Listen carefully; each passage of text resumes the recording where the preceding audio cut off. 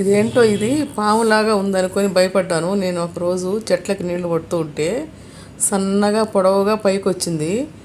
ఏంటా అని చూసి నేను సెర్చ్ చేశాను. మా ఫ్రెండు అగ్రికల్చర్ యూనివర్సిటీలో ఉంటే దీన్ని తీసి పంపించాను. పంపిస్తే తను చెప్పింది ఇది కందగడ్డ మొక్క అని. అసలు అది ఎంత బ్యూటిఫుల్గా ఉంది చూడండి.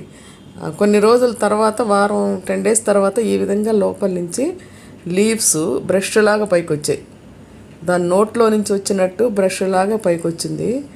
ఒక 2-3 days తర్వాత ఇలా కొంచెం విచ్చుకున్నాయి. మీకు దశల వారీగా చూపిస్తున్నాను ఈ వీడియో. చూసారు కదా, అదేమో లేయర్ ఏమో పక్కకు వచ్చేసింది. దాని లోపల నుంచి కొమ్మ వస్తుందండి. ఆ కొమ్మ ఎలా ఉందంటే చాలా భయపడే విధంగా ఉంది. అటువంటి కొమ్మని నేను ఎక్కడ చూడలేదు.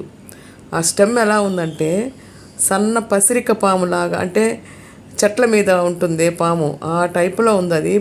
దానిపైన మచ్చలు చూసారు కదా, చూడడానికి ఎలా ఉందో కొంచెం భయం వేస్తుంది కదా, అట్లా ఉంది, పాములాగా ఉంది అది.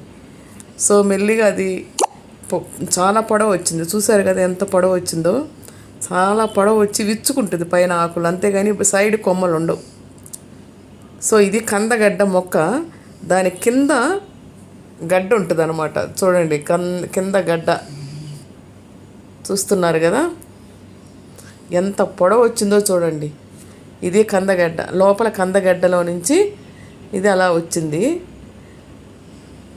దూరం నుంచి చూపిస్తున్నాను. ఇది ఈ విధంగా బ్రష్ లాగా వచ్చిందనమాట. ఇది చాలా టెండర్గా ఉండేటప్పటికీ నేను ఏదైనా విరిగిపోతుందనే ఉద్దేశంతో దీన్ని కొంచెం ఒక కర్ర నాటి సపోర్ట్ చేశాను. ఇదండి ఈ కందగడ్డ. చాలామందికి తెలియదు ఇది అసలు ఏం చెట్టు అనుకుంటారు కదా. ఇది కందగడ్డ, మనం తింటాం కదా అది. ఇది యాక్చువల్గా ఇలా ఉంటుంది. లాస్ట్ ఇయర్ చెట్టు ఇది.